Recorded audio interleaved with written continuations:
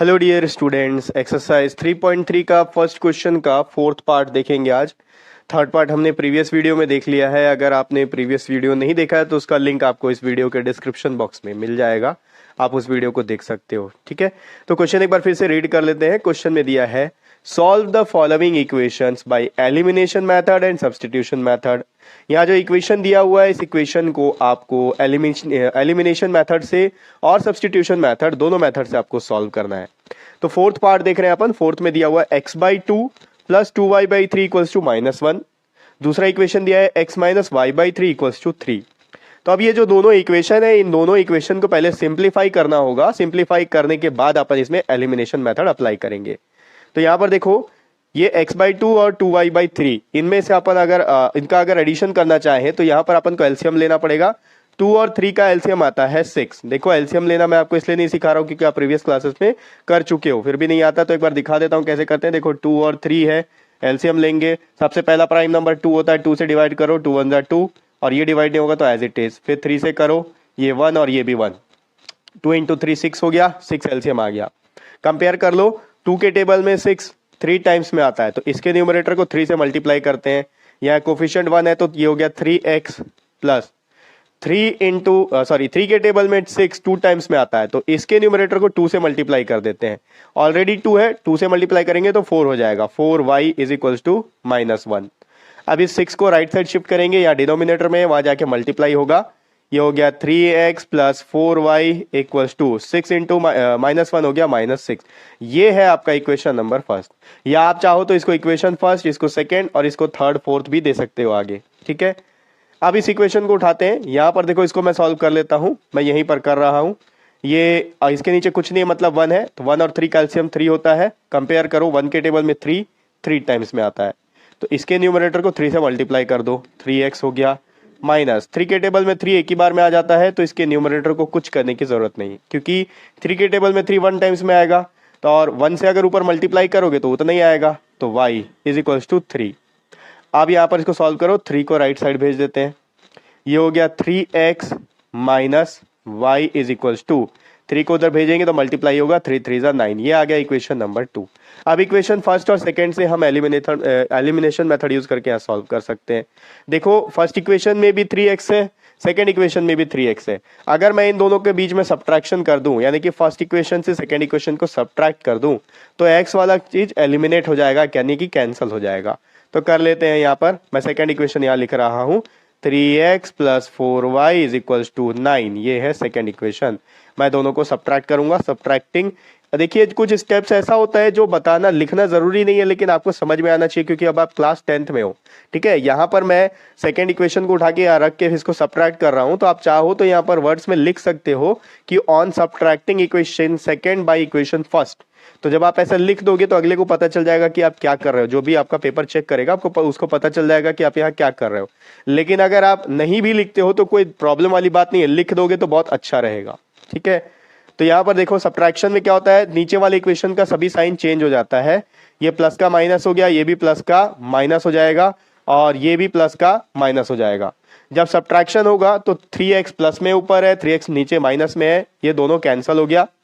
4 में से 4 गया, ये भी माइनस हो जाएगा। देखो, यहाँ कुछ गड़बड़ है, यहाँ पर -4y, ये गलत हो गया। देखो, ये -y है, यहाँ पर ये -y है, तो इसका साइन प्लस हो गया। ठीक है, दोनों का एडिशन होगा। 4 और y का कोई कोफिशिएंट नहीं दिख रहा है, मतलब 1 है, तो 4 प्लस 1 हो गया 5। ये हो गया 5y, 4 बड़ा है, उसका साइन लेंगे plus sign, is equals to. अब यहाँ साइन माइनस का आ गया है, तो दोनों का माइनस इंटू माइनस प्लस होता है, दोनों का एडिशन होगा। 9 + 6 होता है 15, और साथ में जो बड़ा है उसका साइन लेंगे। 9 बड़ा है, उसका साइन अभी माइनस है, तो यहाँ पर माइनस आ गया। y का वैल्यू फाइंड आउट हो जाएगा, y equals to -15 divided by 5। ये हो गया 5 1 जा 5, 5 3 जा 15, y का वैल्यू आ गया -3। अब इस y के वैल्यू को आप चाहो तो इक्वेशन फर्स्ट या सेकेंड किसी में भी पुट कर लो, आपको x का वैल्यू मिल जाएगा। Put in equation number first. ठीक है, सेकेंड इक्वेशन ज्यादा इजी है, वहां भी पुट करोगे तो आ जाएगा। फर्स्ट में पुट कर रहा हूं। देखो, फर्स्ट इक्वेशन ये था आपका 3x प्लस 4y, तो 4 इंटू -3 इक्वल्स टू -6। अब यहां कर रहा हूं, देखो तो ये हो गया 3x, 4 3 12 हो जाएगा और प्लस इंटू माइनस माइनस होगा, तो ये हो गया -12 equals to -6, 3x equals to -6, ये 12 इधर माइनस में उधर जाके +12 हो गया, 3x इक्वल्स टू 12 माइनस 6 हो गया 6, जो बड़ा है उसका साइन लेंगे, 12 बड़ा है उसका साइन प्लस है तो यहाँ प्लस, x इक्वल्स टू 6/3, 3 1 जा 3, 3 2 जा 6, x का वैल्यू आ गया 2। ठीक, तो x का वैल्यू 2 और y का वैल्यू -3। अब यहां पर आप सब्स्टिट्यूशन मेथड यूज करेंगे। अब यहां पर आप चाहो तो लिख सकते हो बाय एलिमिनेशन मेथड, मैं पूरा नहीं लिख रहा हूं, आप लिख लेना। आप सब्स्टिट्यूशन मेथड से हम क्रॉस चेक कर सकते हैं कि जो आंसर आया वो सही आया या नहीं आया। ठीक है, तो यहां पर मैं सब्स्टिट्यूशन मेथड स्टार्ट कर रहा हूं। देखिए स्पेस कम है इसलिए मैं थोड़ा सा कुछ स्टेप्स को छोड़ के लिखूंगा, आप समझ जाना वहां पर करना क्या है। बाय सब्स्टिट्यूशन मेथड,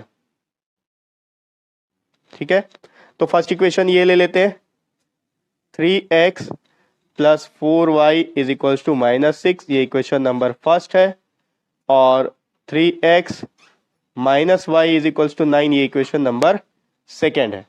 कोई भी एक इक्वेशन उठा लो। देखो यहां पर जो चीज मैं करने जा रहा हूं आप ध्यान से देखो, हमेशा हम क्या करते हैं, x का वैल्यू फाइंड आउट करते हैं, दोनों में से कोई भी एक इक्वेशन उठा के।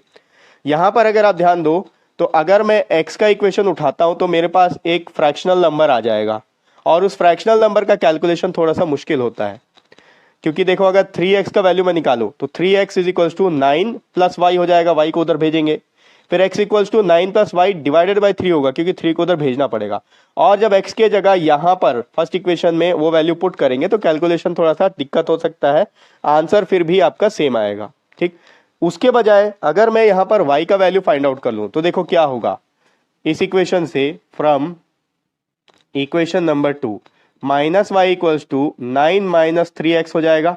देखो माइनस वाई इधर रखे, 3x को उधर भेज दिया, माइनस हो गया, तो ये हो जाएगा।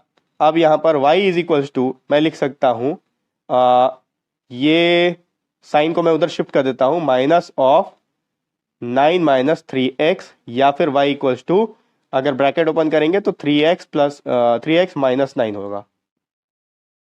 ठीक है, 3x माइनस 9 हो गया। अब यहां पर देखो इस y के वैल्यू को मैं फर्स्ट इक्वेशन में पुट कर रहा हूं, ये इक्वेशन नंबर 3 है, put in equation number first, तो ये आ गया 3x प्लस 4y, तो 4 इंटू वाई की जगह 3x माइनस 9 इक्वल्स टू -6, ये हो गया 3x, 4 3 जा 12x माइनस 4 9 जा 36 इक्वल्स टू -6, 36 को पहले उधर भेज देते हैं और इन दोनों का एडिशन हो जाएगा, 3 प्लस 12 हो गया 15x इक्वल्स टू, ये हो गया -6 प्लस 30, 15x इक्वल्स टू, इनका सब्ट्रैक्शन होगा, सॉरी 36 है, सब्ट्रैक्शन होगा, तो 36 माइनस 6 हो गया 30, साइन बड़े का लेंगे तो plus, x equals to 30 divided by 15, क्योंकि 15 यहाँ मल्टीप्लाई हो रहा है, राइट साइड जाके डिवाइड होगा, 15 1 जा 15, 15 2 जा 30, x का वैल्यू आ गया 2, जो पहले भी आया था अपना। अब इस x के वैल्यू को आप किसी भी इक्वेशन में पुट कर दो, फर्स्ट सेकंड या थर्ड में आपको y का वैल्यू मिल जाएगा, डायरेक्ट थर्ड में पुट करते हैं, ये थर्ड इक्वेशन है, put in equation number 3, third equation में डालते हैं, तो देखो y is equals to 3x है, तो 3 इंटू 2, 3x 3 इंटू 2 माइनस 9, ये हो गया y इक्वल्स टू 3 2 6 माइनस 9, तो y का वैल्यू कितना आ जाएगा, 9 माइनस 6 होता है 3, और 9 बड़ा है तो उसका साइन माइनस, y का वैल्यू -3, जो कि पहले भी आ चुका है। ठीक है, तो इस तरीके से आप सब्स्टिट्यूशन मेथड और एलिमिनेशन मेथड से जब भी आप x और y का वैल्यू फाइंड आउट करोगे तो इक्वेशन में आपको x और y का वैल्यू सेम मिलेगा। अगर आपका डिफरेंट आ रहा है तो आपने कुछ ना कुछ कैलकुलेशन में गलती की है, आपको क्रॉस चेक करना होगा। तो इसी के साथ ही फर्स्ट क्वेश्चन का जितने भी प्रॉब्लम थे, हमने आई होप 4 क्वेश्चन थे और चारों प्रॉब्लम्स को हमने सॉल्व कर लिया है। फर्स्ट क्वेश्चन खत्म हो चुका है। नेक्स्ट वीडियो से अपन इसका अगला क्वेश्चन देखेंगे, और नेक्स्ट वीडियो का जो लिंक होगा वो आपको इसी वीडियो के डिस्क्रिप्शन बॉक्स में मिल जाएगा।